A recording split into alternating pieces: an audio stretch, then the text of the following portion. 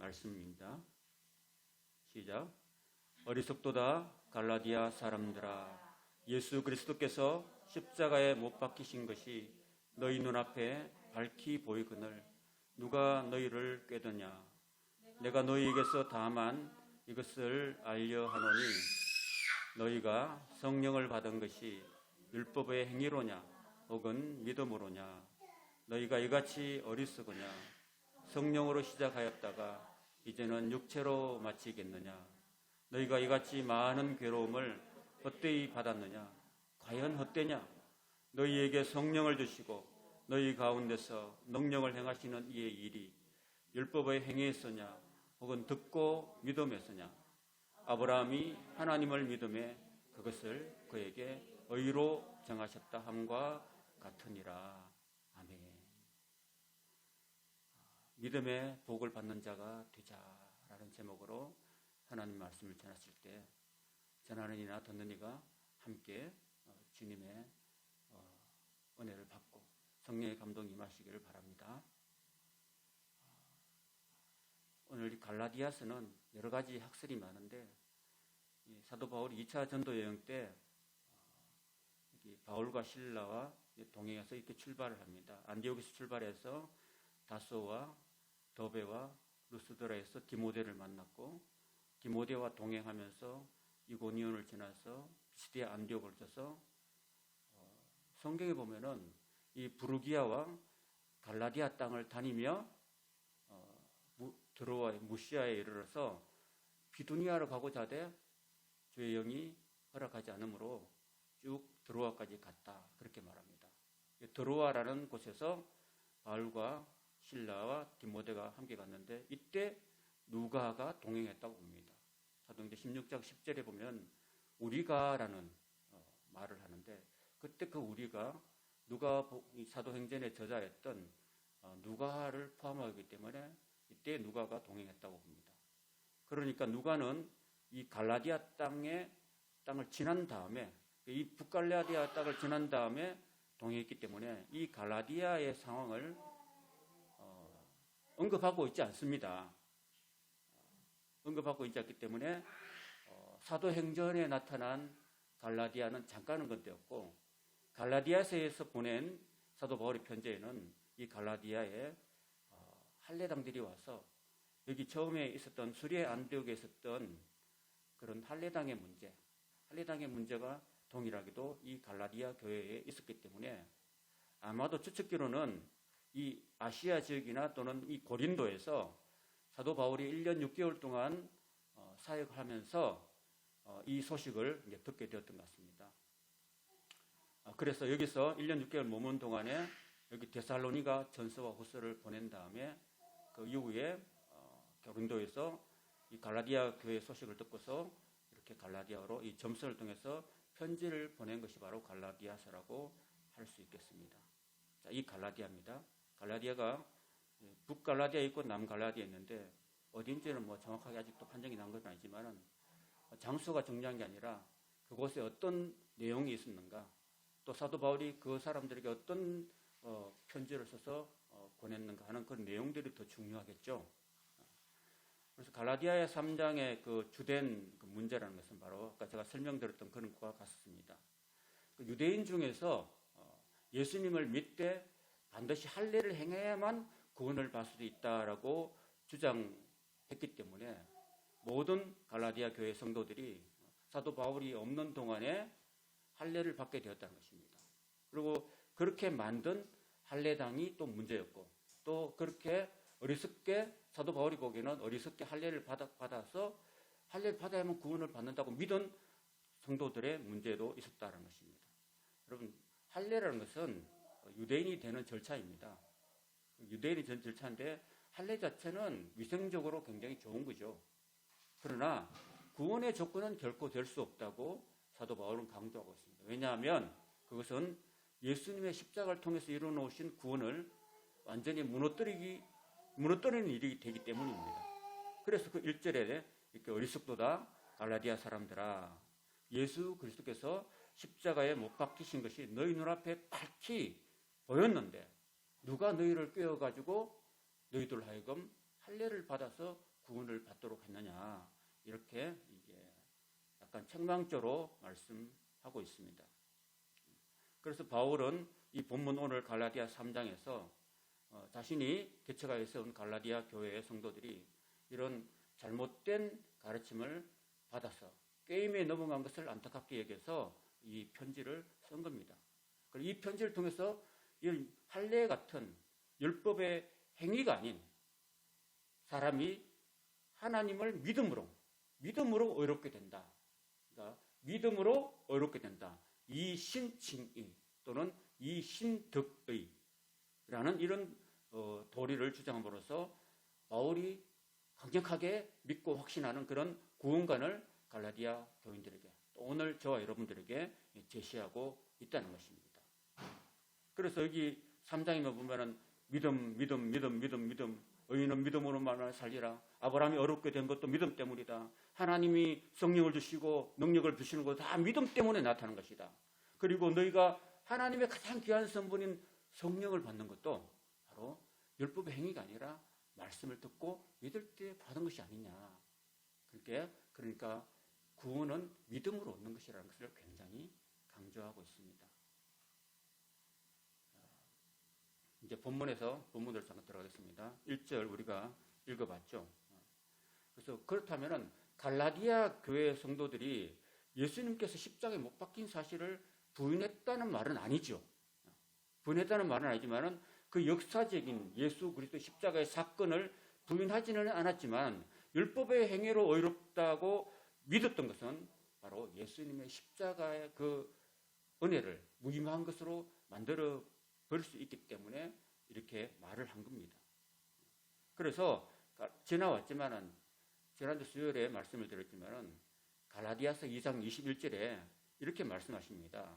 내가 하나님의 은혜를 패하지 아니하노니 만일 사람이 의롭게 되는 것이 율법으로 말미암으면, 그러니까 너희들처럼 할례를 받아가지고 구원 얻는다고 한다면은 예수 그리스도께서 십자가에서 헛되이 죽으셨다라고 이야기하고 있습니다. 왜냐하면은 인간의 어떤 행위를 통해서 구원받는 것이 아니라는 것이죠. 우리가 인간이 죄인으로 태어나서 영원히 죽을 수밖에 없는 이 존재가 어떤 인간의 어떤 노력이나 선이나 어떤 의지를 통해서 아까 우리가 찬양했잖아요. 나의 노력과 의지가 아닌 그런 겁니다. 나의 노력과 의지가 아닌 하나님의 은혜로 예수 그리스도 십자가의 은혜로 오직 은혜로 우리가 구원을 받고 이렇게 된다라는 것을 사도 바울이 강조하고 있는 것입니다. 그래서 우리도 저와 여러분도 우리가 신앙생활하면서 우리가 오직 구원에 관해서는 오직 예수 그리스도의 십자가에 못 박히신 것만 우리가 믿고 의지해야 될 줄로 믿습니다. 다른 이단 사설에 여러분이 게임에 넘어가면 안 되죠. 그러니까 이때 당시에도 여러 가지 잘못된 이단이나 사설들이 많았다는 거예요. 그 예수를 믿는 공동체 안에서도 생각들이 달랐다는 거예요. 초기에는. 그래서 예수를 믿는다고 하면서도 할례를 받아야만 됩니다라고 유대인들이 강력하게 주장했고 특별히 바리새인들이 더 그렇게 했다는 겁니다. 그렇지만 바리새인이었던 사도 바울조차도 자기가 예수를 만나고 난 다음에 심각하게 고민하고 한 결과 인간의 어떤 행위도 우리가 드리는 이 예배조차도 구원의 전제 조건이 될 수 없다는 이야기를 분명히 하고 있는 것입니다. 사랑하는 여러분, 저와 여러분들이 신앙생활하면서 분명히 예수 그리스도의 십자가를 통해서만 우리가 구원받을 수 있다는 것을 분명히 붙잡을 수 있길 바랍니다. 다른 이단으로 넘어가면 절대로 안 됩니다. 우리 주변에는 여러 가지 이단 사설들이 너무나 많습니다. 신천지라든지 또는 하나님의 교회라든지 또는 JMS라든지 이런 이단 사설들이 많고 또 우리 가운데 성도 여러분 가운데서도 교회를 다니다가도 또 다른 잘못된 이단에 현혹되어서 그쪽으로 넘어가는 경우도 있지 않았습니까? 그런 것들이 굉장히 위험한 것입니다. 그래서 사도 바울은 약간 감정적인 어조로 어떻게 목회자가 성도들에게 여러분 렉서스입니다 이렇게 말하기가 힘들잖아요. 그죠? 그렇지만 어리석도다 갈라디아 사람들하고 이렇게 좀 강력한 의조로 얘기한 것은 그만큼 이 구원의 문제가 영혼과 관계있기 때문에 굉장히 중요하기 때문에 이렇게 어리숙도다라고 1절에도 말하고 3절에도 또 너희가 이같이 어리석으냐고 또 이렇게 책망조로 말씀한 겁니다. 자, 내가 너희에게서 다만 이것을 알려 하는데 너희가 하나님을 믿고 성령을 받지 않았는가? 너희가 성령을 받은 게 율법의 행위로냐? 아니면은 듣고 믿음으로냐? 이렇게 이야기를 합니다. 아까 제가 이 그림을 설명드렸죠. 그래서 아까 제가 설명을 드렸고요. 그 사도행전 11장 15절에 보면 가이사랴에 백부장 고넬료스가 있습니다. 그 고넬료가 그의 가족과 친척과 지인들, 친구들 다 모아서 사도 베드로를 통해서 주신 하나님 말씀을 들었어요. 요빠에 있는 사도를 불러서 가이사랴까지 불러서 하나님 말씀을 이렇게 들었어요. 그때 그 말씀을 듣고 믿었을 때 성령이 임하셨다고 사도행전 11장 15절에 말씀하고 있는 것이죠. 그래서 결국은 말씀을 듣고 내가 진심으로 믿어질 때 그때 성령이 임하시는 거예요. 그러면은 그 말씀을 듣고 이제 믿어진다는데 그 믿음을 유발시키는 행위가 뭐냐 하면 바로 하나님의 말씀을 듣는 거예요. 듣는 것. 그러니까 2절과 5절에 이야기하고 있잖아요. 듣는 것. 듣고 믿음이 아니냐. 듣고 믿음이 아니냐. 그런 거예요. 그래서 사도 바울은 이 갈라디아서와 성격이 비슷한 로마서에서도 로마서 10장 17절에서 믿음은 어디서 나냐면 믿음에서 들음에서 나고 들음은 그리스도의 말씀으로 말미암았다고 말씀하거든요. 그러니까 결국은 우리가 믿는 이 신앙, 이 믿음이라는 것은 그리스도의 말씀을 잘 듣는 데서 깨닫는 데서 온다는 사실입니다. 그래서 듣고 하나님께서 우리에게 믿음을 주시는 방편은요. 다른 게 아니라 하나님 말씀을 통해서 옵니다. 하나님 말씀을 잘 들려주고 그리고 그 말씀이 깨달아지고 그 잘 듣고 이제 들음을 통해서 나에게 믿음이 주어진다는 거예요. 그래서 우리가 하나님 말씀을 잘 듣는 것이 굉장히 중요한 거예요. 듣고 믿음이 생기고 그 믿음을 통해서 하나님의 역사와 구원과 기적의 역사가 나타난다는 겁니다. 그러니까 저와 여러분들이 늘 신앙생활 하시면서 수요일날 교회에서 예배 드리는 거 말고도 여러분들이 늘 항상 무엇을 하든지 어디로 가든지 하나님 말씀을 늘 묵상하는 게 중요해요. 왜냐하면 그 말씀 안에 그 말씀을 통해서 내가 믿을 수 있는 여지가 있기 때문이에요. 그러니까 늘 말씀을 가까이 하는 저와 여러분이 되시기를 바랍니다. 너희가 이같이 어리석으냐 성령으로 시작했다가 육체로 마시겠느냐 그런 겁니다. 결국은 듣고 믿어서 성령을 받았잖아요. 나중에는 잘못된 교리를 받아들여가지고 결국은 할례를 통해서 내가 구원을 받게 됐다라고 거꾸로 역으로 이렇게 잘못된 길로 간 거죠. 그래서 사도 바울이 성령으로 시작했다가 육체로 마치겠느냐고 이렇게 약간 책망적인 말을 하고 있습니다. 여러분 만일 기독교가 불교하고 다른 종교하고 차이점이 있다면 뭐가 있겠습니까? 불교하고 기독교하고 차이점이 있다면 뭐가 있겠습니까? 기독교가 유일하게 나타낼 수 있는 것은요. 불교나 또 다른 세상의 다른 종교들은 어떤 인간적인 수련이나 수행이나 참선이나 도를 닦아서 어떤 인간의 노력과 그 공로를 통해서 구원을 얻으려고 한다면은 기독교는 예수 그리스도의 십자가의 죽으심 그것을 통해서 구원이라는 것이 하나님의 의가 위에서부터 우리에게 내려오는 거예요. 우리가 어떻게 막 쫓아서 얻는 것이 아니라 하나님께서 선물로 은혜로 예수 그리스도의 십자가의 그 죽으심의 그 은혜를 통해서 죄사함을 통해서 우리에게 주어지는 하나님의 선물이라는 겁니다. 기독교 바로 그런 거예요.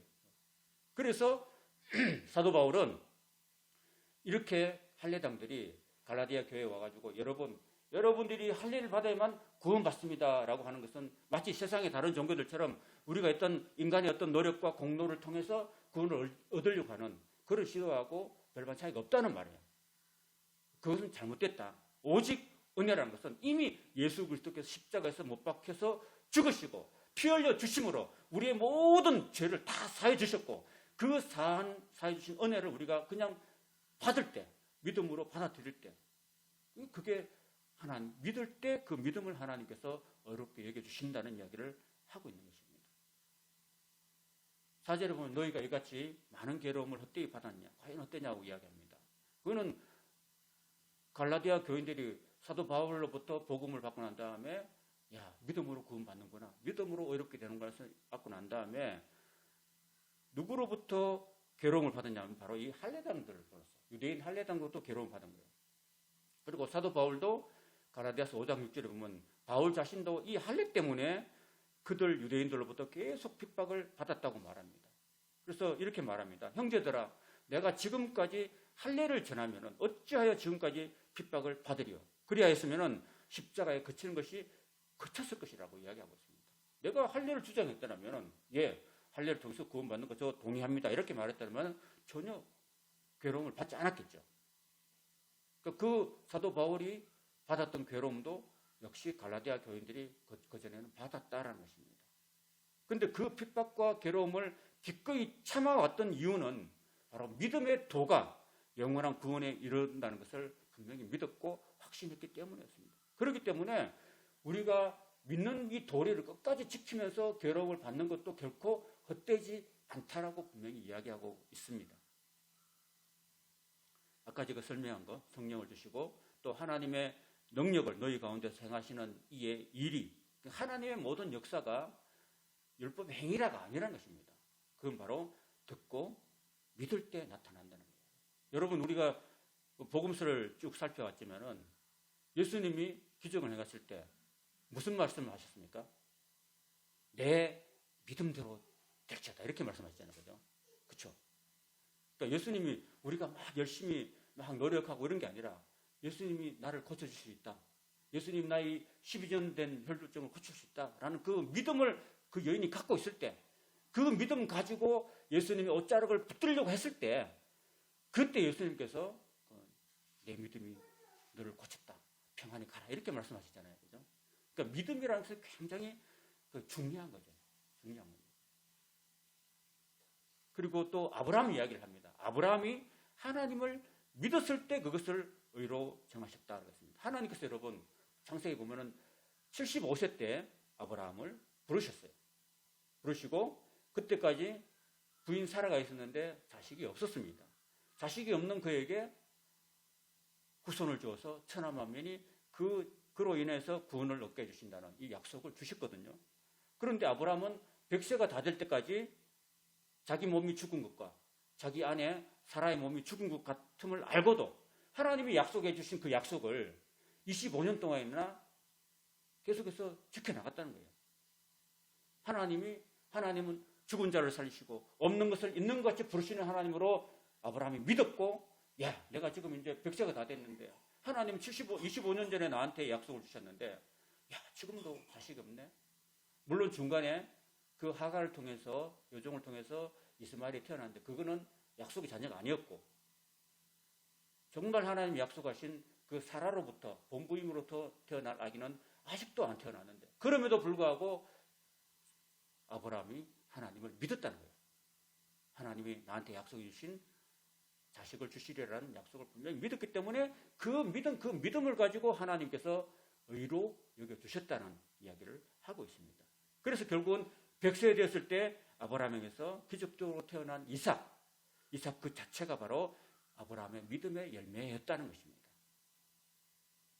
자, 그러면은 아브라함이 그렇게 믿음으로 이제 의롭게 함을 받은 것처럼 오늘 우리도 믿음으로 하나님께 나아갈 때 우리는 믿음의 조상이었던 아브라함의 자손이 된다는 이야기를 하고 있는 것입니다. 유대인들은 아브라함이 성령을 자식을 받고 난 다음 나중에 할례를 받았거든요. 근데 믿음이 먼저였어요.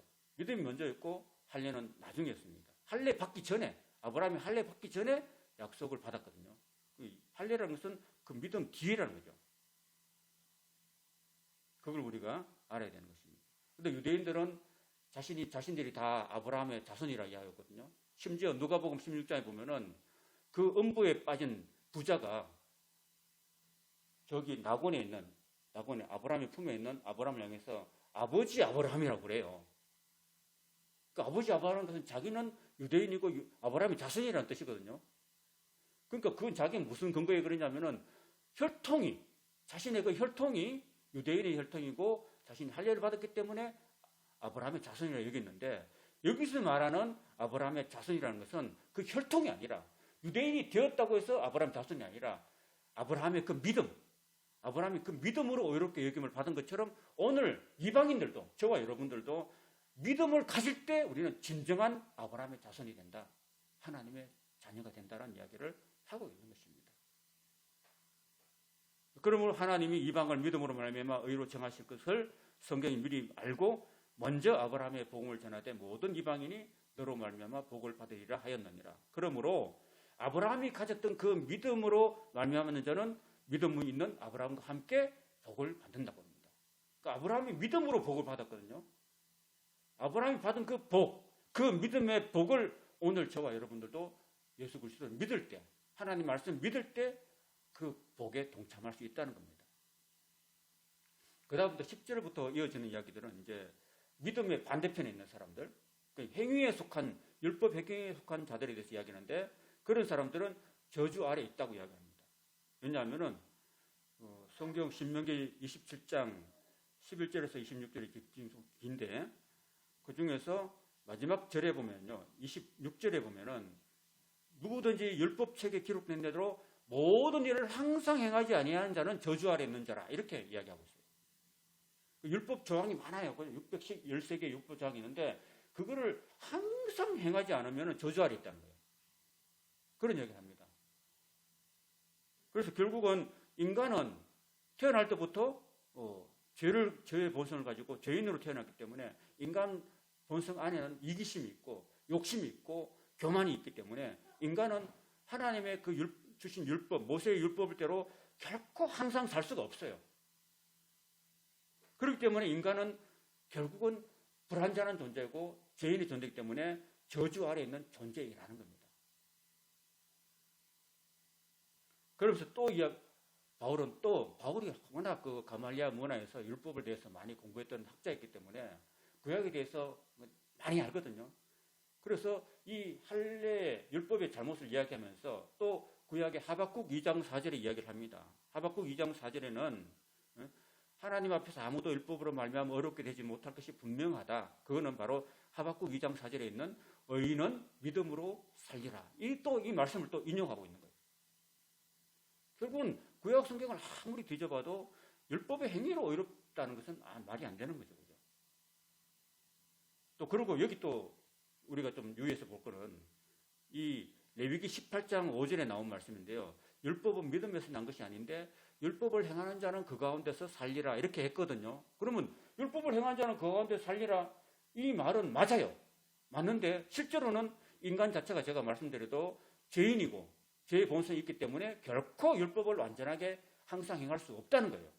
그럼 너 살아봐. 네가 율법을 다 지키면 살아봐. 되는지 안 되는지. 여러분 예수님 앞에서 나왔던 부자 청년 있잖아요. 부자 청년이 나와가지고 주님, 내가 무엇을 해야 영생을 얻겠습니다라고 질문했잖아요. 예수님께서 십계명을 쭉 이야기했잖아요. 그리고 다 지켰구나, 잘했다. 자, 그런데 이제 한 가지 네한테 부족한 게 있다고 그랬어요. 네 재물을 다 팔아서, 소유를 다 팔아서 가난한 자에게 나누어 주고 그 다음에 내게 와서 나를 따르라. 그래야면 내게 복이 있으리라, 이렇게 말씀하셨거든요. 근데 부자 청년이 어떻게 했어요? 다 지켰는데 자기 재산이 너무 많아가지고 그거를 결국 나눠줄 수가 없었어요. 그러니까 이게 인간의 한계라는 거예요. 인간의 한계. 그러니까 우리 인간은 율법을 완전하게 지켜줄 사람이 없다라는 결과입니다. 그러니까 율법을 완전히 행하는 사람은 가운데서 살겠지만은 그런 사람은 없다. 모든 사람이 다 죄인이기 때문에 하나님의 영광을 이루지 못한다고 분명히 로마서에도 말씀하고 있습니다. 자, 그런 모든 율법을 완전하게 행할 수 없는 인간은 항상 저주 아래 있는 자이기 때문에 그 저주를 어떻게 해결하냐면은 그리스도께서 우리를 위해서 저주를 받은 바 되사 율법의 저주에서 우리를 속량하셨다는 겁니다. 어떻게 속량하냐? 바로 기록된 나무에 달린 자마다 저주 아래 있는 자라 하였습니다. 예수님이 그 십자가, 나무 십자가에 달림으로써 모든 저주, 인간의 모든 죄짐과 저주를 다 청산해 주셨다는 거예요. 그리고 청산해 주셨기 때문에 비로소 인간은 그 저주로부터 해방이 된다는 겁니다. 그 저주로부터 속량을 받는다. 그런 거예요. 쉽게 설명하자면 제가 장로의 신학대학교 대학원 신대원 다니면서 제가 이제 학비를 조달하기 위해서 어떤 캐피탈에 한 400만 정도를 대출을 받았어요. 아무것도 없으면서. 그 대출 받았는데 신대원 졸업할 때까지 또 아내와 결혼할 때까지도 그걸 계속 못 받고 있어요. 못 받고.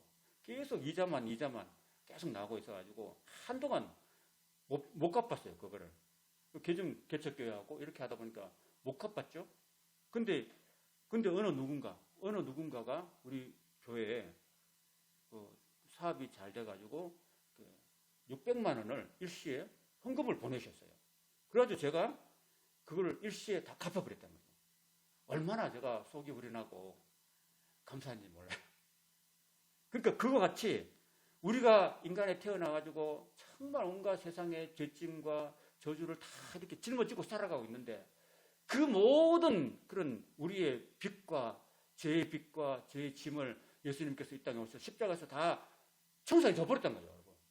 그러니까 얼마나 감사합니까? 예수님이 저와 여러분의 모든 죄짐을, 율법의 저주를 다 속량해 주셨기 때문에 십자가에서. 그러니까 우리는 그 은혜를 그냥 받아들이면 되는 거예요. 아멘. 그 사람이 어떤 분이 나한테 후원해서 내가 빚을 갚아버리잖아요. 그죠? 그럼 다 깊이 사라진 것처럼 우리 주님께서 저와 여러분의 모든 죄짐과 저주를 다 속량해 주신 줄로 믿습니다. 그럼 믿으면 되는 거예요. 그냥 믿으면 내가 어렵게 되고 구원받는다는 사실입니다. 할렐루야. 그래서 이는 그리스도 예수 안에서 아브라함의 복이, 그 믿음으로 받았던 아브라함의 복이 이방인들, 저와 여러분들한테 미치게 하고 또 우리로 하여금 믿음으로 아브라함의 가졌던 믿음으로 말미암아서 성령의 약속을 받게 한다. 여기 성령의 약속이라고 번역했는데 좀 더 세밀하게 번역하면 약속된 성령이에요. 약속된 성령을 우리가 믿음으로 받게 하기 위함이라고 이야기하고 있습니다. 그 다음에 형제들아, 내가 사람의 예대로 말하는 사람의 언약도 정한 후에는 아무도 폐하거나 다하지 못한다. 그렇죠? 사람끼리 약속한 것도 아무나 이렇게 약속을 폐기할 수 없는 함부로. 여기서 사도 바울이 말하고 싶은 건 뭐냐면 하물며 하나님께서 약속하신 말씀을 누가 함부로 폐하거나 다하거나 할 수 있겠느냐 이런 말을 한 거예요. 그 하나님 어떤 약속을 했냐면 바로 하나님이 아브라함에게 주신 약속. 그 약속은 아무도 폐할 수 없다는 거예요. 아브라함에게 너의 후손으로부터 천하 만민이 복을 받는 것이다 하는 그 약속은 결코 더하거나 빼거나 변질시킬 수 없다는 이야기를 하고 있습니다.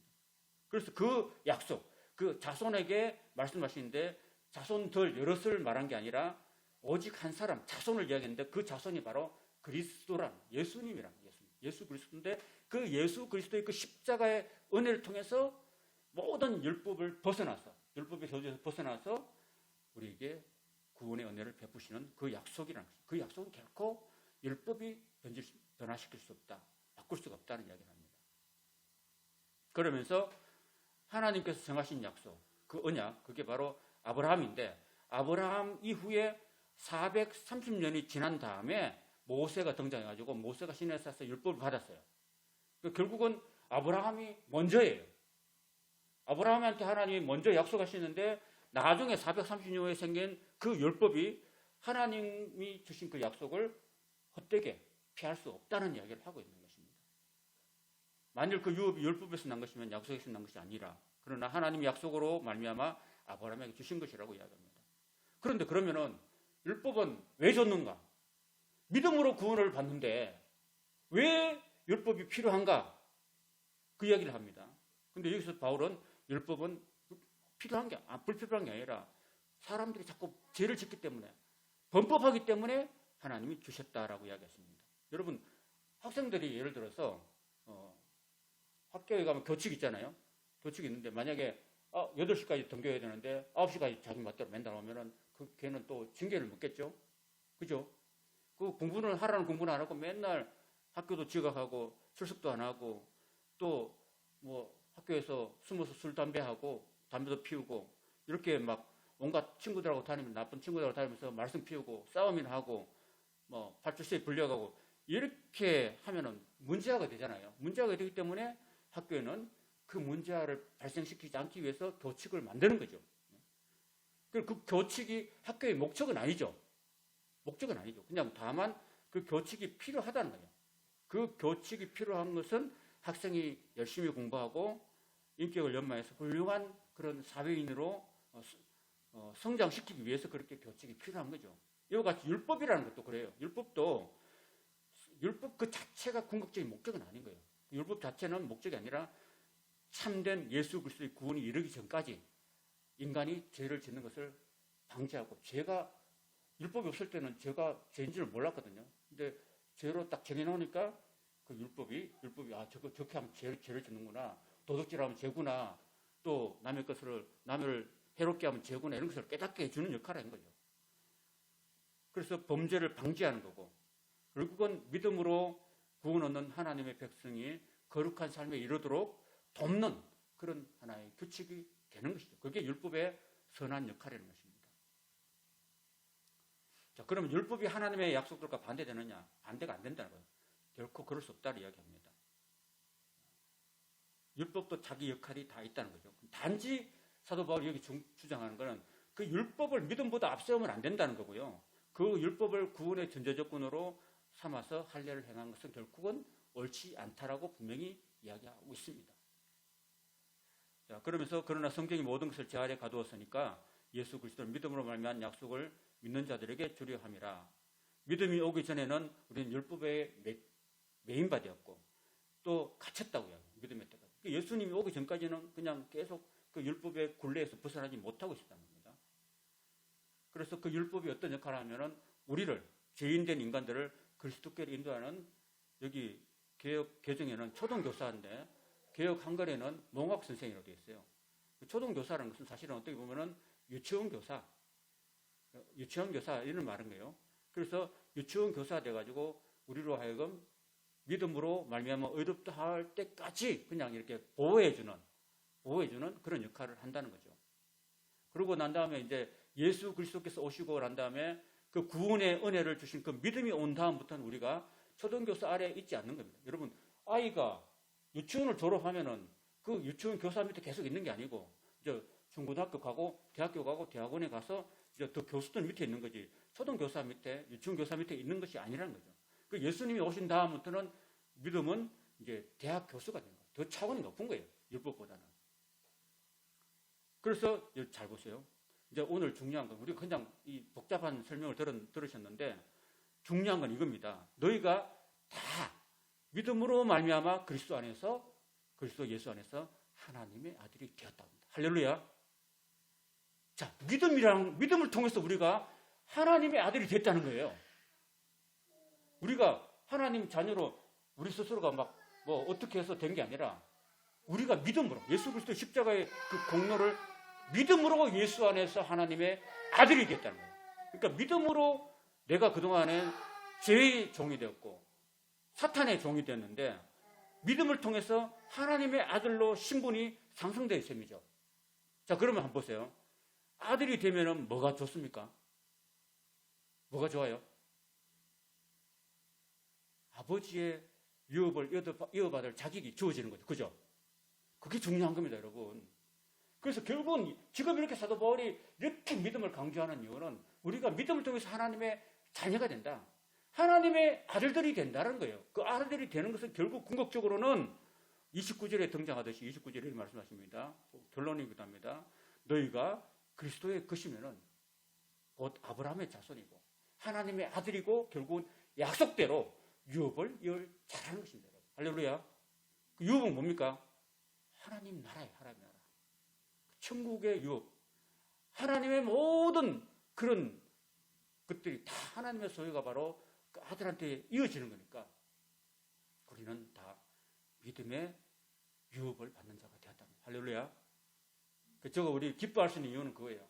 우리는 그동안에는 예수 믿지 않을 때는 죄의 종이고 사탄의 종이고 어둠의 자식이었지만은 이제는 하나님 말씀을 듣고 그 믿어서 예수 그리스도를 믿어서 우리가 하나님의 자녀가 되었고 하나님의 자녀가 되었으면은 이제 자녀는 하나님의 아버지의 보호를 받는 거죠. 그죠? 이 땅에 살 때 하나님의 보호와 사랑을 받고 또 아버지의 뜻을 받들어서 사람들에게 하나님의 사랑을 전하고 복음을 전하며 살다가 그리고 우리가 하나님 나라에 갈 때는 영원한 천국을 아버지의 나라를 유업으로 받는 그런 기쁨과 은혜가 있는 줄로 믿습니다. 할렐루야. 그래서 이 믿음의 복, 오늘 제목이 믿음의 복을 받는 자가 되자. 믿음으로 구원받는 복을 받는 자가 되자고 했는데 또 그런 은혜가 저와 여러분에게 항상 있기를 예수님의 이름으로 축원드립니다. 아멘.